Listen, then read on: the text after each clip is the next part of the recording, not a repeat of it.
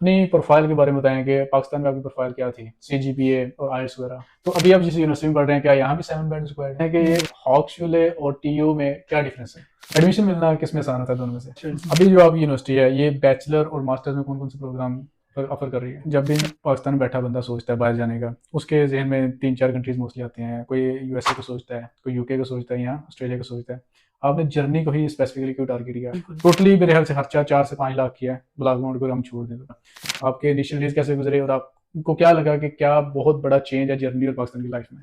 हाँ, ऐसे अगर हम देखें तो एक पाकिस्तान में मजदूर बंदा वो कभी भी अफोर्ड नहीं कर सकता कि आईफोन 15 ले ले। यहाँ अगर आप 1 महीना फुल टाइम जॉब करें तो आपके पास इतने पैसे आ जाते हैं कि आप आईफोन 15 आसानी से ले सकते हो। फिर भी कभी आपने कौन कौन सी जॉब्स की हैं और टेक्निकल और और जॉब्स मिलना कितना आसान और मुश्किल है, और सिटीज के लिहाज से भी? ये सवाल कट कर दो। मैंने कट कुछ भी नहीं अगर होता। आपने स्टार्टिंग में लोन उतारना है या आगे कहीं से लोन लेकर आए हैं, और ये चीज़ भी मैं ऐड करना चाहूँगा कि आप अपना लोन आराम से उतार सकते हैं 1 साल के अंदर। बताएं कि जब आप जर्मनी में आए थे तो आपको खाना बनाना आता था?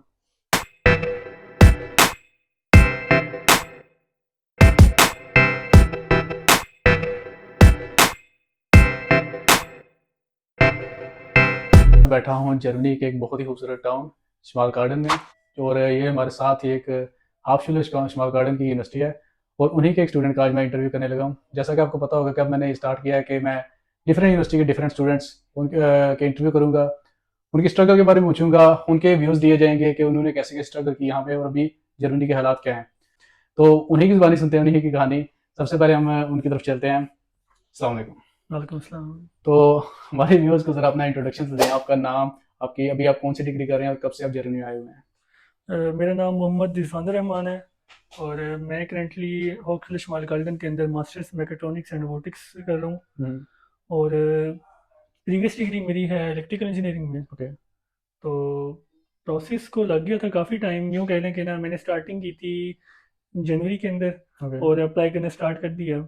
प्रोसेस को समझने में मुझे टाइम लगा, क्योंकि मैंने ये कोशिश की थी कि मैं कोई कंसल्टेंट हायर नहीं करूँगा। ओके। तो उस चक्कर के अंदर मुझे फेसबुक के ग्रुप्स, कुछ अपने सीनियर्स से उन्होंने गाइड की, उनसे इन्फॉर्मेशन ली। बट जो मोस्ट ऑफ इन्फॉर्मेशन मुझे मिली थी वो उन लोगों से मिली थी जो पहले से जर्मनी में मौजूद हैं। राइट।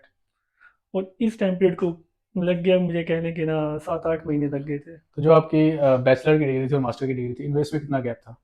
गैप इसमें काफ़ी ज़्यादा था। मैं 2018 में मैंने अपनी डिग्री कंप्लीट की और 2021 में मैं यहाँ पे आया हूँ। तो जो लोग इस बात से परेशान होते हैं कि स्टडी गैप को हम जस्टिफाई नहीं कर सकेंगे वीज़ा ऑफिसर के सामने, उनको इस चीज़ की टेंशन नहीं लेनी चाहिए। Definitely not. ठीक है। और अभी जो बैचलर में आपकी डिग्री कौन सी थी? बैचलर के अंदर इलेक्ट्रिकल इंजीनियरिंग, और आपने कौन सी यूनिवर्सिटी से किया था? जीसी यूनिवर्सिटी फैसलाबाद से। अपनी प्रोफाइल के बारे में बताएं कि पाकिस्तान में आपकी प्रोफाइल क्या थी, सीजीपीए और आईएलटीएस वगैरह। सीजीपीए मेरा था 3.32। आप तो काफ़ी पढ़े लिखे बंदे हैं। नहीं, इतना भी खास भी नहीं हूँ मैं। ओके। और मेरी आइल्स के अंदर थे 7 बैंड्स। 7 बैंड्स। 7 बैंड्स थे। ओके। तो अभी आप जिस यूनिवर्सिटी में पढ़ रहे हैं, क्या यहाँ भी 7 बैंड्स रिक्वायर्ड है? नहीं, डेफिनेटली नॉट। सबसे पहले तो हमारे व्यूअर्स को बताएं कि ये हॉक्सविले और टीयू में क्या डिफरेंस है?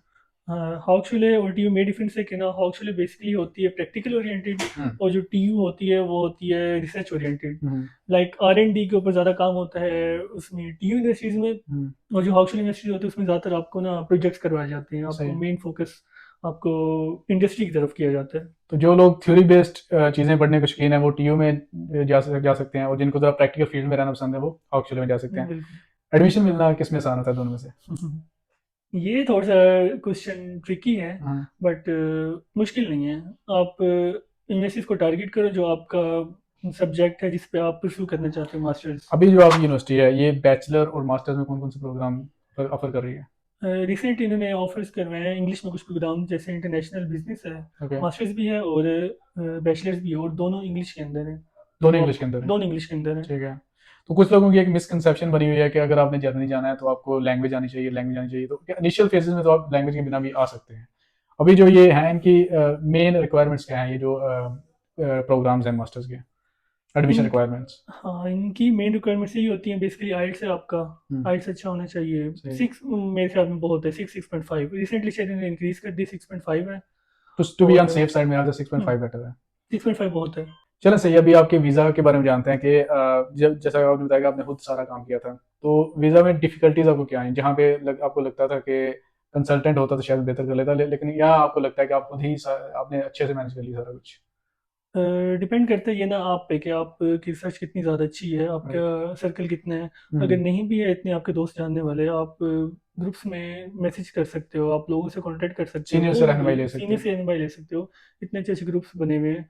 और अगर आपको स्टिल कोई बंदा नहीं मिलता, तब आपको कोई ऐसा बंदा हायर करना चाहिए जो ऑलरेडी वहाँ पे बैठा है, हम्म। जिसको नॉलेज है, जिसने खुद से एक्सपीरियंस की है यहाँ की चीज़ों को, वो आपको प्रॉपरली गाइड कर सकेगा। ना कि उन लोगों के पास आप जो जो कह लो कि लोगों को घेरते हैं और पैसे हम्म। बटोरते हैं कंसल्टेंट्स की आप बात करें। कंसल्टेंट्स के पास। ठीक है, अभी जब आप यहाँ आए थे उससे पहले आपका कांटेक्ट था इस यूनिवर्सिटी में कि किसी सीनियर से? नहीं, मेरा ऑलरेडी नहीं था, बट ग्रुप्स में से मैसेजेस कर करके मैंने ना कुछ लोगों को फाइंड आउट किया था। सही है। तो कोई ऐसा किसी को शाउट आउट देना चाहें, कोई ऐसे सीनियर जिन्होंने आपकी हेल्प की हो आपके इनिशियल डेज में? सीनियर्स तो काफ़ी ज़्यादा थे जिनकी, जैसे कि एक समीर था। वो मेरे ख्याल से आपके फेसबुक पेज के एडमिन भी हैं। हाँ बिल्कुल, समीर हिंद हो गए, उसके बाद अदनान भाई हैं, उसके बाद बिलाल भाई हैं, हम्म। और एक दो और सीनियर्स हैं जिन्होंने काफ़ी हेल्प आउट किए थे स्टार्टिंग में। तो भी आप वो फेवर रिटर्न कर रहे हैं, जो भी नए स्टूडेंट्स आते हैं या जूनियर्स आते हैं वो उनको हेल्प करते हैं? बिल्कुल करते हैं हम उनको जिस हद तक हो सके अकोमोडेशन के लिहाज से, हम्म। उनको यहाँ पे एंड बिल्डिंग के लिहाज से, यूनिवर्सिटीज़ के अंदर ठोस का लेना हुआ या कोई और इन्फॉर्मेशन उनको चाहिए होती है, हम अवेलेबल होते हैं। बेहतरीन।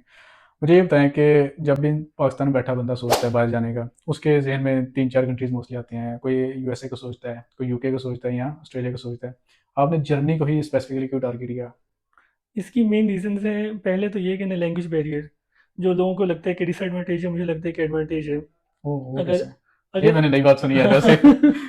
अगर आप लैंग्वेज पे थोड़ा सा अबूर हासिल कर लेते हो, अबूर से मुराद कि थोड़ा सा आप उस पे एडवांटेज ले लेते हो, आप हम्म। सीख जाते हो यहाँ पे, तो आपके लिए जॉब अपॉर्चुनिटीज गेन करना इजी हो जाता आप है। एक क्राउड से स्टैंड आउट कर जाते हो। बिल्कुल।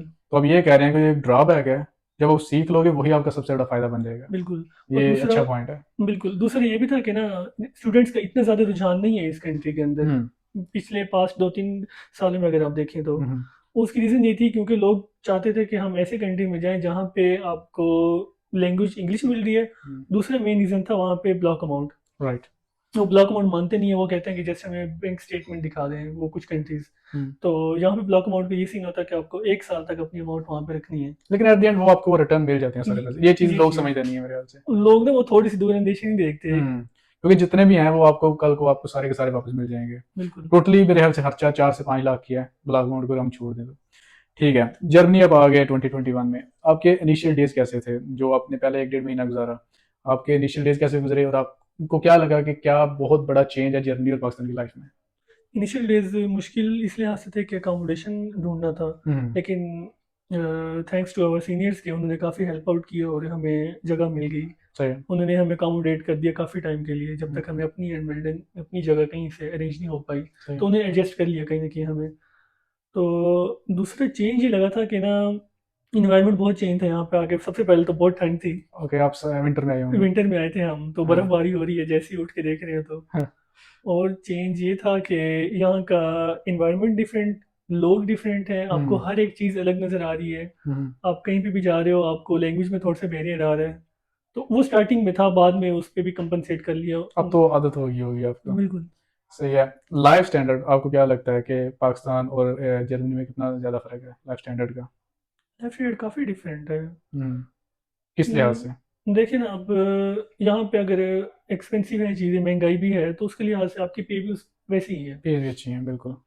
फॉर एग्जांपल मैं आपको एग्जांपल लेता हूँ, अगर यहाँ पे आप चिकन लेने जाते हो, हम्म। ठीक है, उसका रेट आपको मिलता है 3 यूरो की 1 केजी, राइट। जो जहाँ पे मैं रह रहा हूँ यहाँ पे। हम्म। तो अगर सेम आप रेट देखें, पाकिस्तान में कुछ टाइम पहले 700-800 रुपये चल रहा था, जो राइट। कि राउंड अबाउट वही 2.5-3 यूरो का बनता हम्म। है। बट पाकिस्तान में ये देखें, हर बंदे की इतनी पे नहीं है नहीं है, कि वो अफोर्ड कर सके। अफोर्ड कर सके। बट यहाँ पे 3 यूरो हमारे लिए कुछ नहीं है, क्योंकि यहाँ पे राइट। आपकी जो सैलरी है वो। 13 यूरो बेसिक मिनिमम जो है 13 यूरो पर आ रहा है। बिल्कुल।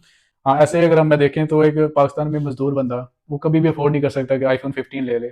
यहाँ अगर आप 1 महीना फुल टाइम जॉब करें तो आपके पास इतने पैसे आ जाते हैं कि आप iPhone 15 आसानी से ले सकते हो, फिर भी कुछ पैसे बच जाएंगे। सही है।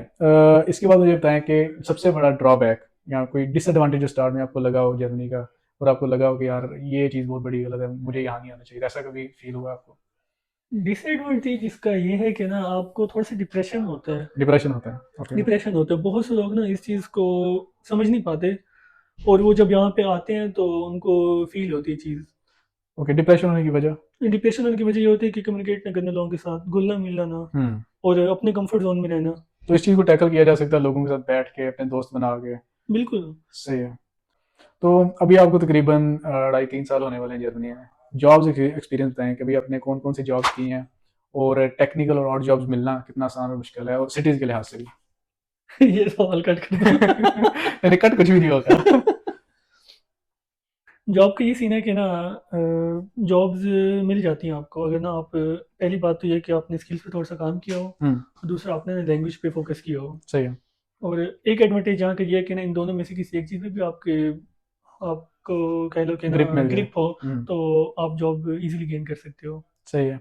क्या यहाँ पे पार्ट टाइम जॉब करके कोई भी इंसान और जॉब करके सरवाइव कर सकता है इजीली? बिल्कुल कर सकते हैं। कर सकता है, और उसके बाद उसको जॉब्स के साथ साथ अपनी एजुकेशन और स्टडीज में भी उनको भी मैनेज कर सकता है।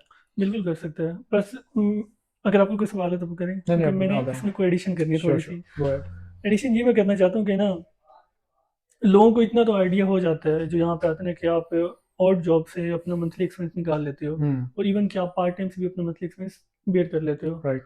बट मसला कहाँ पे आता है, जब लोग पार्ट टाइम की जगह फुल टाइम पे जाते हैं, हम्म। वो और जॉब्स के अंदर फुल टाइम कॉन्ट्रैक्ट कर लेंगे और हम्म। कोशिश करते हैं किसी में लगे रहें, क्योंकि आप देखें ना पहले महीने आपको इतनी पे आ रही है हाँ। कि जो आपकी नॉर्मली आपको टेक्निकल जॉब पे मिलेगी एग्जैक्टली। स्टार्टिंग में। सही है। तो अब लोग क्या कहते हैं, उसी पे लगे रहते हैं, 2-3 महीने कर लिए, वहाँ से छोड़ा कहीं पार्ट टाइम पे कर ली, पार्ट टाइम छोड़ के फिर कहीं फुल टाइम कॉन्ट्रैक्ट मिल रहा है वो पकड़ के वहाँ पे फुल टाइम जॉब स्टार्ट कर दी। हम्म। जितनी देर तक कर सकते हैं वो करेंगे, उस साल में अपने डेज पूरे करेंगे। करें, अच्छी बात है। अगर आपने स्टार्टिंग में लोन उतारना है हम्म। या अगर कहीं से लोन लेकर आए हैं, और ये चीज़ भी मैं ऐड करना चाहूँगा कि आप अपना लोन आराम से उतार सकते हैं 1 साल के अंदर। राइट। ये फैक्ट है यहाँ पे। हम्म।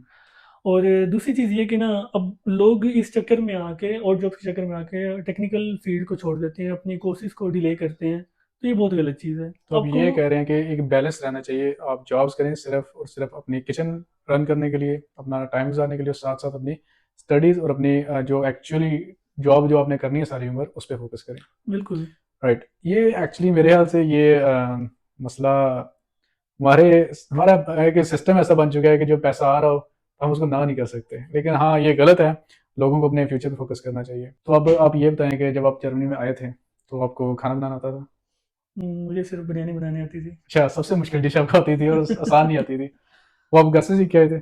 हाँ, मैं घर से सीख रहा था। एक्सीडेंटली सीख ली थी या सिर्फ यही सोच के कि मैंने वहाँ अकेले ही रहना था? एक्सीडेंटली सीखी थी। एक्सीडेंटली सीखी थी। सही है, सही है। मैं तो जब आया था तो मुझे तो चाय का एक कप बनाना भी नहीं आता था। आता वैसे मुझे अभी भी नहीं क्योंकि मुझे पसंद नहीं है इतनी ज़्यादा। सही है। तो ये चीज़ मुश्किल लगती है जर्मनी में आके जब आपको, क्योंकि हम लोग आदी नहीं होते इस चीज़ के, हम लोग बहुत ज़्यादा कंफर्टेबल रहते हैं वहाँ पे इस मामले में। तो ये चीज़ आपको मुश्किल लगी थी आके कि खुद से खाना वगैरह कर रहा है, क्योंकि बहुत ज़्यादा हेक्टिक लाइफ हो जाती है जर्मनी में स्टूडेंट की, कि आपने खाना भी बनाना है, कपड़े भी धोने हैं, जॉब भी करनी है, स्टडीज़ को भी टाइम देना है, सारा कुछ मैनेज करना है। तो ये एक जो बैलेंस होता है वो आउट तो नहीं हो जाता आपकी ज़िंदगी से? स्टार्टिंग में होता है थोड़ा सा, तो आपको ना हैबिट बनानी पड़ती है चीज़ों को प्रायोरिटाइज करने की। आपको थोड़ा मैनेज करना पड़ता है मेरे ख्याल से। हाँ।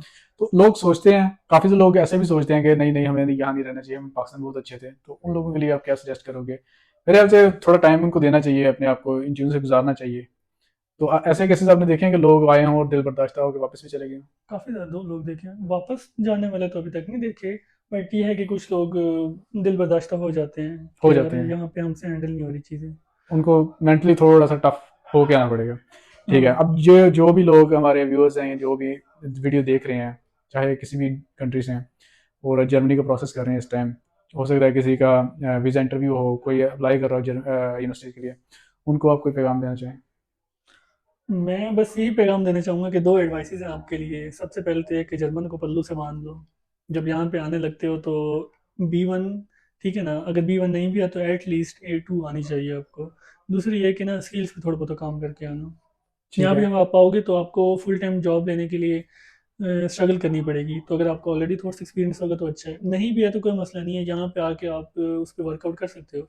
बट अगर पाकिस्तान से कुछ ना कुछ सीख कर आओगे तो यहाँ पे आते ही तुम हीवी ले सकते हो। हीवी कहते हैं कि जो यूनिवर्सिटी के अंदर प्रोफेसर के साथ आपकी जो मिनी जॉब मिलती है आपको एज ए रिसर्च असिस्टेंट कह लें या किसी और मीन्स में, तो वो आपके लिए अच्छा ऑप्शन है। दूसरा ये है कि आप वर्क परमिट भी आप पकड़ सकते हो।